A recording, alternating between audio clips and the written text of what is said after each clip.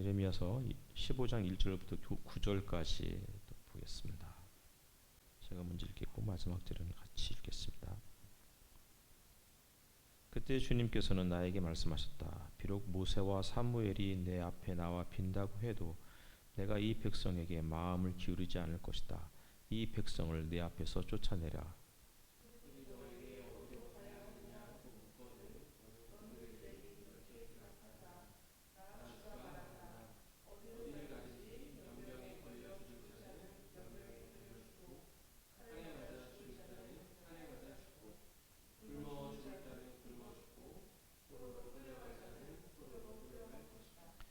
나는 이렇게 네 가지로 그들을 벌할 것이다. 그들을 칼에 맞아 죽게 하며 개가 그들을 뜯어 먹게 하며 공중의 새가 그들의 시체를 쪼아 먹게 하며 들짐승이 그들을 먹어 치우게 할 것이다. 나 주의 말이다.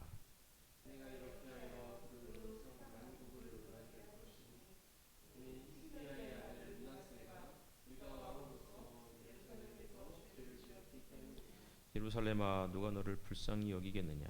누가 너를 생각하여 위로의 눈물을 흘리며 누가 내 안부라도 물으려고 둘러보겠느냐?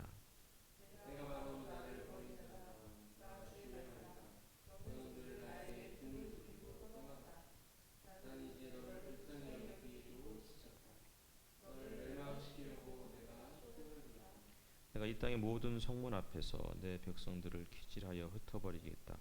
모두들 자식을 잃고 망할 것이다. 그들이 그릇된 길에서 돌이키지 않으려 하기 때문이다.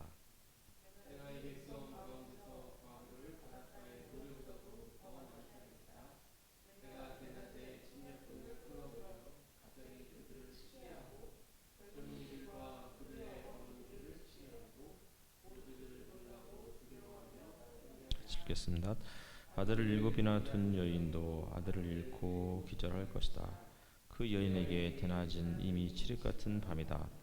그 여인은 비천한 신세가 될 것이다. 살아남은 자식들은 원수들이 보는 앞에서 칼에 맞아 죽게 하겠다. 나 주의 말이다.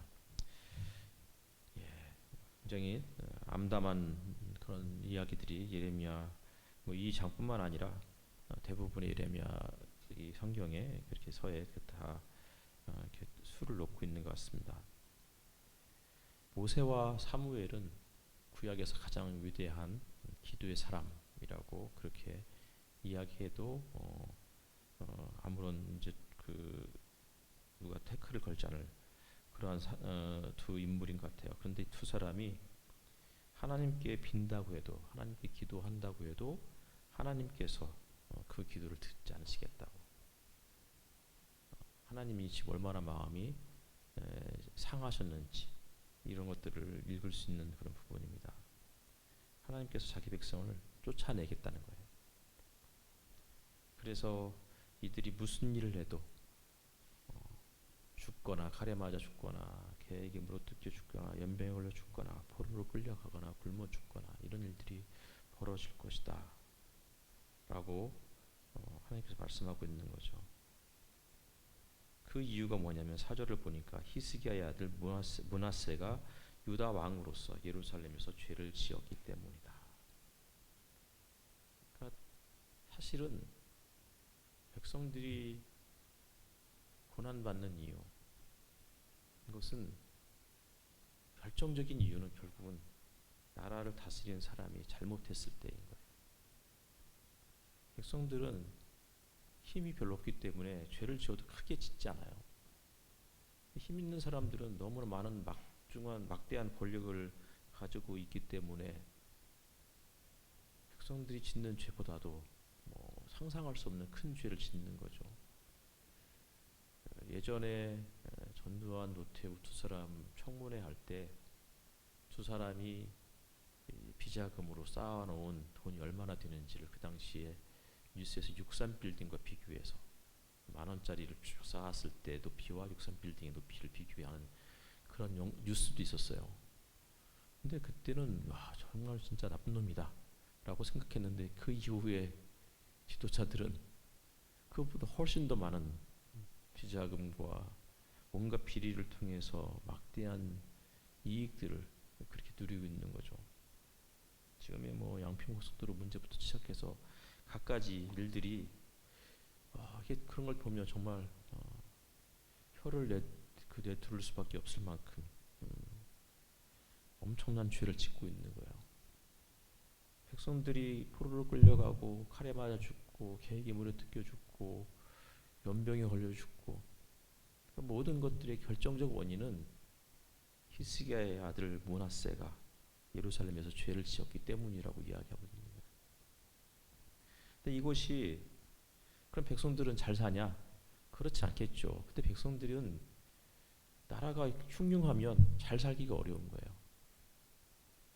나라가 공평과 정의를 상실하면 백성들은 그 가운데서 공평하고 정의로운 사회가 아니기 때문에 그렇기 때문에 그들도 거기서 먹고 살기 위해서 생존하기 위해서 아등바등거리며 살아갈 수밖에 없고 편법과 불법을 동원할 수밖에 없는 거야. 왜요? 위에 있는 사람들이 이미 그렇게 했으니까.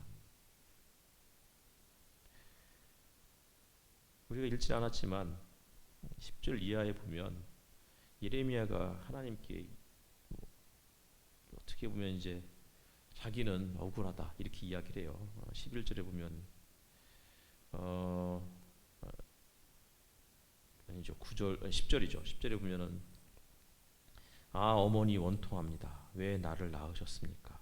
온 세상이 다 나에게 시비를 걸어오고 싸움을 걸어옵니다. 나는 아무에게도 빚을 진 일도 없고 빚을 준 일도 없는데 모든 사람이 다 나를 저주합니다. 그러면서 15절에 주님께서는 저를 아시니 저를 잊지 말고 돌보아 주십시오. 이런 이야기를 하는 거예요. 나는 그래도 하나님 앞에서 잘 살고 있는데 나는 억울하다는 거예요. 16절을 보니까 저는 주님의 이름으로 불리는 사람이라고. 주님께서 말씀을 주셨을 때 그 말씀을 받아먹고 살고 있다고. 그런데 왜 저같이 의로운 사람들이 이렇게 고통을 받습니까? 라고 하소연하고 있는 거야. 18절에 어찌하여 저의 고통은 그치지 않습니까? 근데 이게 그렇다는 거예요. 세상에 법칙이 그렇다는 거예요. 지도자가 잘못 살면 백성들이 잘못될 수밖에 없는 거예요. 아담 한 사람이 범죄하면 온 인류가 죄를 짓는 것처럼. 그래서 하나님께서는 자기 아들을 죄 가운데서 죽이심으로 온 인류를 구원하는 거잖아요. 세상이 그렇게 다 연결되어 있다는 거예요. 그러니까 지도자가 잘못돼도 백성들은 잘 살면 되지. 그러면 좋은데 백성들이 잘 살기 어렵다는 거죠. 그러니까 저희 때는 20대가 되면 먹고 사는 일에 크게 걱정하지 않았어요. 심지어는 막 신학교에도 기업에서 취업하라고 원서가 날라왔고 그래서 교수님이 추천하면 다 취업했다고요. 그랬는데 지금은 이게 뭐 인류 대학교 명문 대학교에서도 취업 이게 원서가 오지 않고 있고 교수가 아무리 추천해도 안 되는 교수가 추천해서 되는 사회가 아니고 이제는 권력을 가진 사람이 추천해야 되는. 근데 뭐 교회도 그런 것 같아요. 교회도 유능한 사람이 좀 안정된 교회에 들어가는 게 아니고 다 이제 힘 있고 빽이 있는 이런 목사의 자녀들이 들어가는 이런 사회가 돼버렸잖아요. 그냥 저는 뭐 우스갯소리로 뭐들 하는 이야기인데 그냥 우스갯소리로 들어주셨으면 좋겠는데 저희가 신학교를 졸업할 때 이제 각 동기들이 몇 명씩 매 해마다 졸업생들이 배출되잖아요. 그러면 저 사람은 뭐 할 사람인지 다 금방 드러나요. 교수가 될 사람, 목사가 돼도 나름 후임자로 이제 좀 안정된 교회, 큰 교회에서 청빙받을 사람 이런 게 다 드러난다고. 왜냐하면 뭐 한 해에 뭐 150명씩 나오면 150명 중에서 딱 그게 금방 나타나는 거죠. 그러면 이제 누구는 어느 정도 교회를 가겠구나 이런 것들이 그림이 그려졌던 때가 있었어요. 근데 지금은 그런 게 하나도 안 통해요. 교회도 뭐 많지 않지만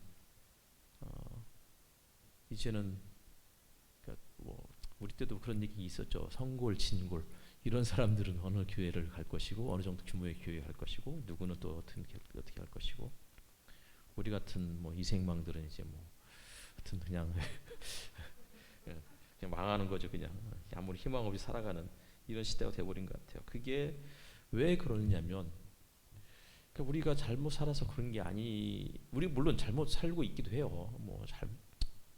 그런데 대부분의 문제는 사실은 특별히 예레미야서나 이사야서에는 지도자들이 이렇게 나라를 망쳐놨다는 거예요. 그러니 하나님께서 버렸다는 거예요. 이 나라를, 이 백성을. 6절을 보니까 나는 이제 너를 불쌍히 여기기에도 지쳤다 이렇게 해서 언제까지 이렇게 불쌍하게 긍휼을 베풀고 긍휼한 마음으로 이렇게 품모 주고 싶지만 이제는 그것도 지쳤다는 거예요. 하나님도. 왜요? 그들이 그랬던 길에서 돌이키지 않으려 하기 때문이에요. 그래서 그 결과가 과부가 바닷가의 모래처럼 모래보다 많게 하기 때문에 이게 무슨 얘기겠어요? 남자들이 다 죽어가는 세상이 된 거예요. 그러니까 과부가 많아진다는 것은 남자들이 죽어간다는 것은 무슨 얘기예요? 이 시대에는 전쟁에 나가서 남자들이 다 끌려가서 죽는 거예요. 아들들이 다 끌려가서 죽어요. 그래서 8절 하반절에 보면은 내가 대낮에 침략군을 끌어들여 갑자기 그들을 치게 하고 젊은이들과 그들의 어머니를 치게 하고 9절을 보니까 아들을 7이나 둔 여인도 아들을 잃고 기절할 것이라고. 남자들이 다 죽는 세상이 돼버리는 거예요. 지금은 뭐 전쟁이 우리나라에서는 일어나지 않지만 그냥 거의 매일 같은 매일이 그냥 전쟁터 같은. 그러니까 젊은 사람들이 죽으라고 공부를 해도 일하기가 어려운, 취업하기 어려운 시대가 되어버렸어요. 제가 신학교 다니면서 대덕구청에서 아르바이트를 했었어요. 겨울방학 때, 여름방학 때. 그럼 가면 이제 거기에서 공무원들이 막 와서 일을 시키잖아요. 그러면은 처음 일거리를 별로 안 줘요. 그냥 캐비넷에 있는 거 서류 쫙 꺼내가지고 이거 한번 쭉 정리해봐라. 그냥 하루 종일 아침부터 가지고서 그냥 정리하다가 집에 가는. 그러다가 이제 누군가가 이제 좀 친해지면 거기 직원하고 그러면 이제 나중에 뭐 할 거냐 물어보면 신학을 하고 있으니까 목사가 되거나 뭐 신학교 교수가 될 것 같다고.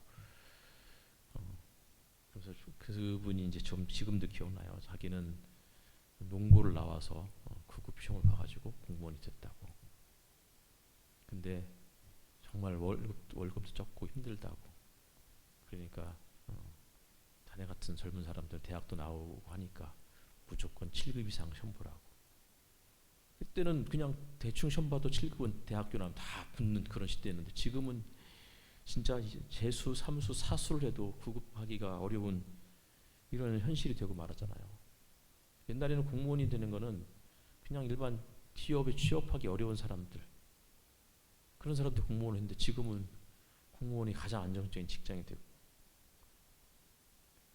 예전에는 교사가 되는 일은 진짜 그냥 학교 성적 중에서 한 중상 이 정도 되면 교사가 되는데 지금은 다 1등급 최고의 진짜 성적을 거둔 사람들만이 가는 그런 곳이 또 교사가 돼버렸잖아요. 그만큼 사회가 어렵다는 거예요. 그러니까 아들을 잃고 남편도 잃고 그래서 뭐라고 그래요? 대낮이 이미 칠흑 같은 밤이다.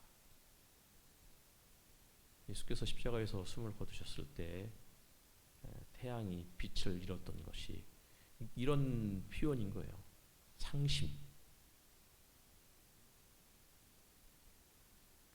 두려운 거예요. 희망이 없는 세상. 지금이 그런 시대가 돼버린 것 같아요. 그래도 하나님께서는 예레미야에게 그렇게 이야기해요. 정말 힘들고 어렵지만 그래도 19절을 보니까 네가 돌아오면 내가 너를 다시 맞아들여 나를 섬기게 하겠다. 그러니까 그러니까 지금 예레미야에게 하는 이야기가 사실은 이스라엘 백성에게 하는 이야기고, 그것은 사실은 이 백성들을 사지로 몰아넣은 지도자들을 향한 이야기인 거예요. 그러니까 나중에 우리가 또 언젠가 또 살펴보겠지만 열왕기 상하 그리고 역대 상하를 보면 수많은 이스라엘의 역대 왕들이 등장하는데 왕들에 대한 이야기만 나오잖아요. 그리고 그들이 다윗의 길을 따랐기 때문에 다윗과 함께 잠들었다. 그렇지 않았기 때문에 결국 그들은 그런 하나님께서 그를 버렸다. 뭐 이런 식의 이야기들이. 그러니까 왜 역대 상하가 기록되겠어요? 그들이 잘못 다스렸고 그들이 잘 다스렸기 때문에 백성들이 어떻게 복을 받았고 어떻게 저주를 받았다. 이런 이야기 해주고 싶은 거예요. 그러면서 약속하고 있는 거죠. 돌아오라고. 돌아오면 반드시 맞이해 주겠다고. 21절을 보니까 내가 너를 악인들의 손에서 건져내고 잔인한 사람들의 손에서도 구하여 내겠다. 그런 날이 우리에게도 왔으면 좋겠습니다. 우리 사회가 참 답답하고 희망 없는 사회가 되고 말았지만 그래도 하나님께서 주신 이 약속 앞에서는 모세와 사무엘이 기도해도 들어주지 않겠다고, 내가 이제는 너희들을 불쌍히 여기기에도 이제 지쳐버렸다고 말씀하시지만 하나님의 그 본뜻은 그래도 돌아오라고, 돌아오면 맞이해 주겠다고. 그리고 무엇보다도 이 땅의 지도자들이 하나님을 두려워하는 마음으로 공평과 정의로 세상을 다스리는 그런 날이 임할 수 있도록 그런 마음을 함께 이 시간 같이 또 기도드리도록 하겠습니다.